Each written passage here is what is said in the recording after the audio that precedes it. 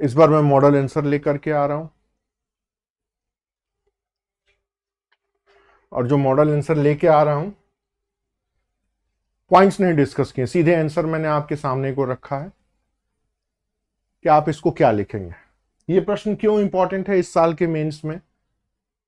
वो इसलिए इंपॉर्टेंट है कि लगातार देखिए पार्लियामेंट के सेशन में खूब शोरगुल हुए, पूरा का पूरा वो सेशन बर्बाद हो गया, इलेक्शन कमीशन के ऊपर प्रश्न चिन्ह लग रहे हैं, जुडिशरी के बहुत ज्यादा एक्टिव मतलब न्यायिक सक्रियता के ऊपर प्रश्न उठे हैं, सीबीआई और ईडी के ऊपर भी विवाद हो रहा है। कहने का मतलब है कि हमारे देश में जितने भी कॉन्स्टिट्यूशनल ऑर्गेनाइजेशन हैं उनके जो मोरल और वैल्यूज हैं वो डायरेक्ट गिर रहे हैं, डिप्रिसिएट हो रहे हैं, या उनका वैल्यू डिक्रीज हो रहा है।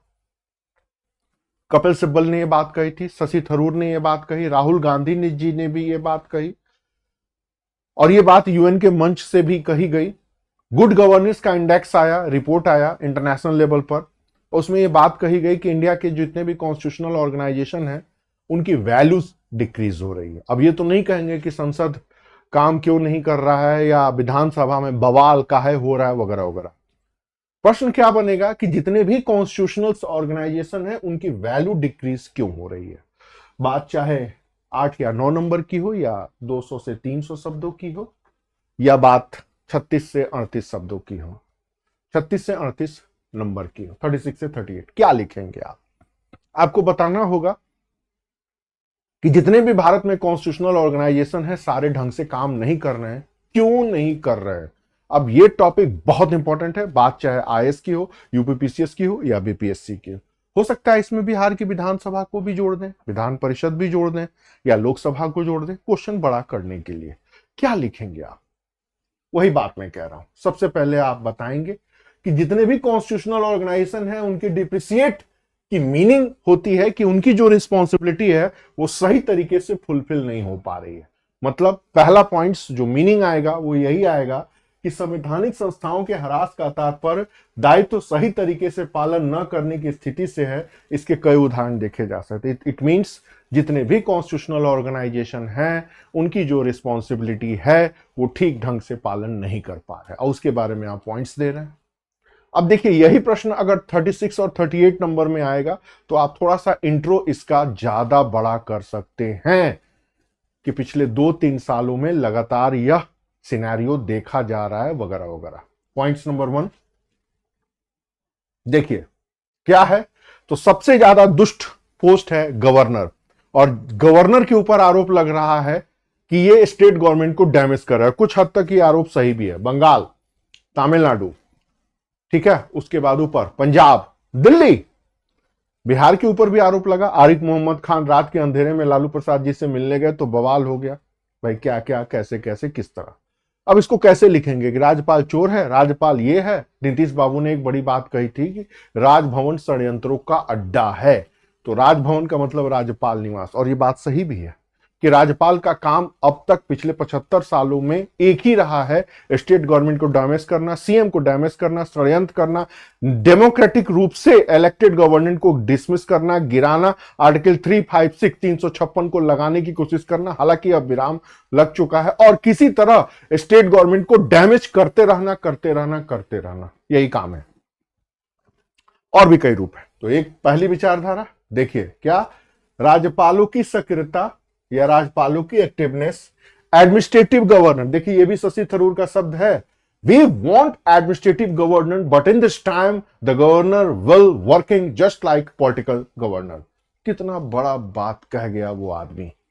मतलब हमें एक एडमिनिस्ट्रेटिव प्रशासनिक राज्यपाल की जरूरत थी जो संविधान के दायरे में रह के काम करे, लेकिन राज्यपाल प्रशासनिक राज्यपाल ना हो करके राजनैतिक राज्यपाल है जिसका काम राजनीति करना है। 2 शब्द मिले आपको, क्या? Administrative governor and political governor, ठीक है, जिनका काम ऑपोजिशन पार्टी की गवर्नमेंट के साथ ड्यूल बिहेवियर पर काम करने का आरोप लग रहा है। देखिए हम नहीं कह रहे हैं, कहने का मतलब है पहला पॉइंट कि गवर्नर के ऊपर आरोप लग रहा है कि आप एडमिनिस्ट्रेटिव गवर्नर के जगह पर पॉलिटिकल गवर्नर के रूप में जितने भी ऑपोजिशन वाले पॉलिटिकल पार्टी हैं उनको डैमेज कर रहे। पॉइंट नंबर 1, और ये हो भी रहा है। दूसरा पॉइंट आइए, निर्वाचन आयोग, सूचना आयोग, लोकपाल जैसी जितने भी ऑर्गेनाइजेशन पर हैं उनके ऊपर नियुक्ति से उठा विवाद। ध्यान रखिए, आप डायरेक्ट हिट नहीं कर रहे हैं कि इनके अपॉइंटमेंट पर डिस्प्यूट हो रहा है। आप कह रहे हैं निर्वाचन इलेक्शन कमीशन, कई राज्यों में 16 राज्यों में जो सूचना आयुक्त है उसके ऊपर किसी के अपॉइंटमेंट ही नहीं हुआ है। वो लोकपाल जैसे जितनी भी चीजें हैं उनके अपॉइंटमेंट पर विवाद हो रहा है। ठीक है। तीसरा पॉइंट, जितनी भी जांच एजेंसियां हैं, चाहे सीबीआई, ईडी और इनकम टैक्स, उनकी एक्टिविटीज के ऊपर आरोप लग रहा है कि उनकी एक्टिविटी टोटली पॉलिटिकल मोटिवेटेड है और उनका एक ही काम है ऑपोजिशन के लीडर को डराना, धमकाना और अपने पाले में करना। और एक कुछ हद तक सही भी है। एक उदाहरण देता हूं, मनमोहन जी के कार्यकाल में ईडी ने 300 केस हैंडल किए 10 साल में, और एनडीए गवर्नमेंट के कार्यकाल में पहले टाइम पीरियड में 33,000 मामलों की सुनवाई कर रहा है ईडी। अंतर समझ में आ गया? और जो लोग चुप हो जाते हैं, थम जाते हैं, उनके बारे में ईडी खुद ही शांत हो जाता है। ये बात सही है। ये कहां आई? ये सुप्रीम कोर्ट में जो अभिषेक मनु सिंघवी ने पीआईएल डाला उसमें ये पॉइंट्स आया। मुझे बेहतरीन पॉइंट लगा और मैं दावे के साथ कह सकता हूं कि किसी के भी नोट्स में ये पॉइंट नहीं है। आगे आइए, तीसरा, थोड़ा शब्द को देख लीजिए। जांच एजेंसियों के द्वारा निष्पक्षता से कार्य न करने और सिर्फ विपक्ष के ऊपर सक्रिय रहने का आरोप, मामले को टालना, लटकाना भी राजनीतिक स्वार्थों से संचालित। कहने का मतलब है कि देश के जितने भी जांच करने वाली संस्थाएं हैं वो ठीक ढंग से काम नहीं कर पा रहे हैं। तीसरा, चौथा पॉइंट, वो 3000 वाला पॉइंट मैंने जानबूझ के नहीं लिखा, वो मैं आपको लिखाऊंगा क्लास में। चौथे पॉइंट में आइए, पार्लियामेंट, पार्लियामेंट्री कमिटीज, पार्लियामेंट्रीज एक्टिविटीज, कोई भी बिल पर जो बहस होती है, डिबेट होती है, उसमें सेंट्रल गवर्नमेंट द्वारा मनमानापूर्ण व्यवहार करना। मतलब संसद का अधिवेशन बुला रहे हैं, संसद में जा ही नहीं रहे हैं और पार्लियामेंट के मेंबर हो हल्ला मचा रहे हैं, ठेंगा जो करना हो कर लो, बहुमत हमारे साथ है। ये काम पहले इंदिरा जी भी करती थी और ये काम लगभग हर राजनीतिक दल जिसको बहुमत प्राप्त है, चाहे स्टेट में चाहे सेंट्रल में, अपनी मनमानीपूर्ण गतिविधियों को करता है। कैसे लिखेंगे? अब बिहार पूछ रहा है तो उसकी जगह कर लेंगे। मतलब बात चाहे संसद की हो, बात चाहे पार्लियामेंट्री कमेटी की हो, बात चाहे संसद का जो अधिवेशन चलता है उस पर हो, उसके ऊपर जो एक संविधान के नियम है उसके तहत काम नहीं हो रहा है। आगे आइए, पांचवें पॉइंट पे आइए, खेल मंत्रालय जैसे इंपॉर्टेंट पोस्ट को कुश्ती संघ से विवाद पर निष्क्रियता, मतलब अभी जो कांड हुआ था, समेत मणिपुर संघर्ष पर कोई प्रतिक्रिया न देना। ऐसे दर्जनों उदाहरण हैं। क्या मणिपुर 1 साल से जल रहा है, उसके ऊपर कोई स्टेटमेंट नहीं दे रहे हैं। खेल संघ और वो लगातार वो जो कुश्ती वाला विवाद आया, ये 2 विवाद उस समय बहुत ज्यादा चर्चित है। अभी के विवादों में भी देखिए बहुत सारे मुद्दे हैं जो चर्चे में आए हैं, उसके ऊपर कोई रिएक्शन न देना। आगे देखिए, इस तरह के कई एग्जाम्पल का प्रयोग विपक्ष के द्वारा केंद्र सरकार की एक्टिविटीज को देखते हुए लगाए जा रहे हैं। वहीं विपक्ष का असहयोगात्मक रुख भी संसदीय संस्थाओं की गरिमा प्रभावित करते देखा जा सकता है। कहने का मतलब है, ऑपोजिशन ने सेंट्रल गवर्नमेंट पे आरोप लगाया और ऑपोजिशन भी पार्लियामेंट्री एक्टिविटीज या जो एक कॉन्स्टिट्यूशनल का बिहेवियर है, दायरा है, आप भी तो उसका पालन नहीं कर रहे हैं। संसद में जाके हो हल्ला मचा रहे हैं, बिल को फाड़ दे रहे हैं, मोदी जी के ऊपर हमले कर रहे हैं, व्यक्तिगत टीका टिप्पणी कर रहे हैं, वगैरह वगैरह। अब इसको कैसे लिखेंगे? यही तो हमारी जरूरत है कि जो देश में हो रहा है उसको एक मर्यादित, सही, संतुलित तरीके से आपको लिखना सिखाएं।